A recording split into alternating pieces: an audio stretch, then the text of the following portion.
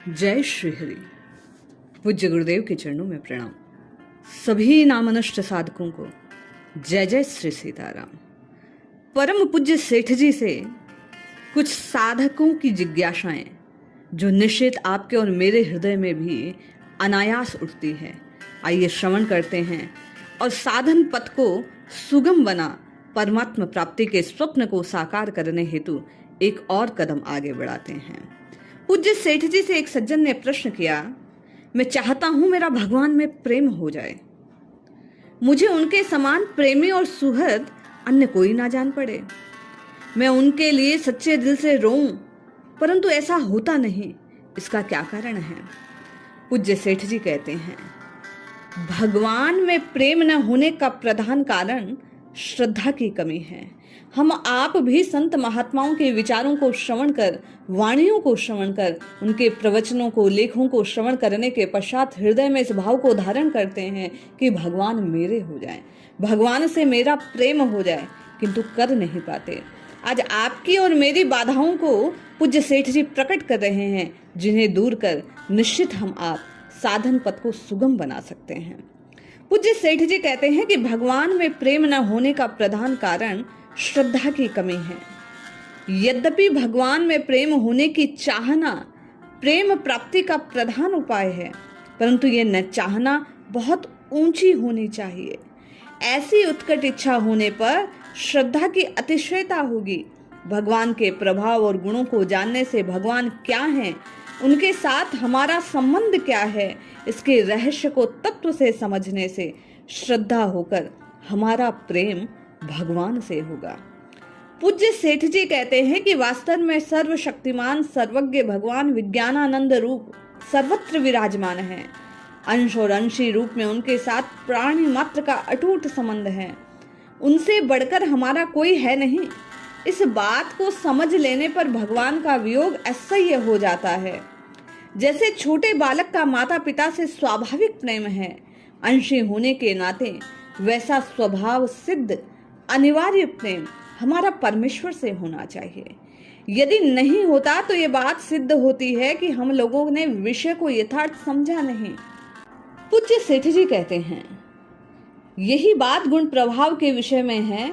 जब परिमित गुण वाले मनुष्यों के गुण प्रभाव जान लेने पर उनसे प्रेम हो जाता है, तब जिनमें दया, प्रेम, शांति, सुहृदता, वात्सल्यता आदि गुण और बुद्धि, बल, ज्ञान, ऐश्वर्य आदि प्रभाव अपरिमित हैं, उन अपने अंशी यानी परमात्मा के स्वभाव को अनन्य प्रेम ना हो जाना, ये कैसे हो? हम स्वभाव की परिमितता को जानकर भी प्रेम करने को विवश हो जाते हैं, तो अपरिमित गुण वाले परमात्मा को जानकर कोई उनसे प्रेम ना करे, ये हो ही नहीं सकता। पूज्य सेठ जी कहते हैं कि वास्तव में भगवान के समान प्रेमी सुहृद अन्य कोई नहीं, किंतु ऐसा मालूम नहीं होता। इसका कारण साधारण लोगों की दिव्य दृष्टि तो भगवान अदृश्य है। भगवान को जानने वाले लोगों से हमारा पूरा परिचय नहीं या प्रेम नहीं।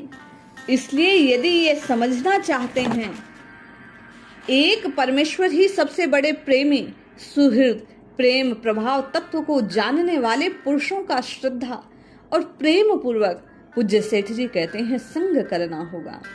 संग कर उनके बतलाए मार्ग पर चलने की चेष्टा करनी होगी।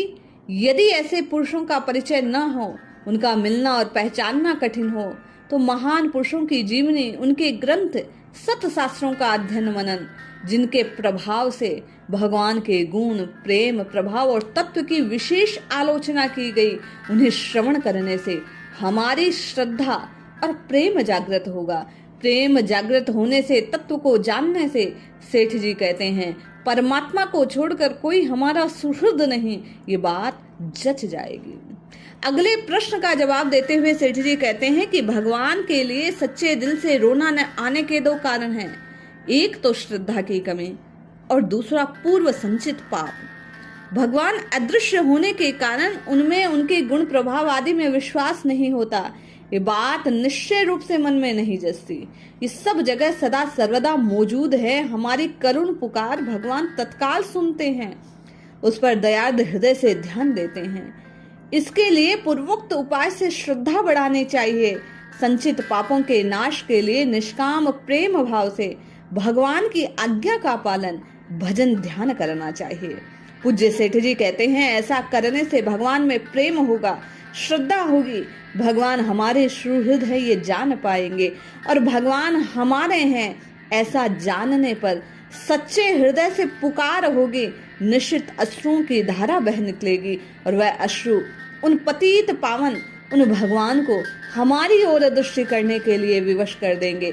क्योंकि प्रभु सब कुछ सहन कर सकते हैं, किंतु अपने भक्त की पुकार को अनसुना नहीं कर सकते। इसलिए जपिए, रटिए, पुकारिए, निश्चित लाभ होगा। जय श्री हरि।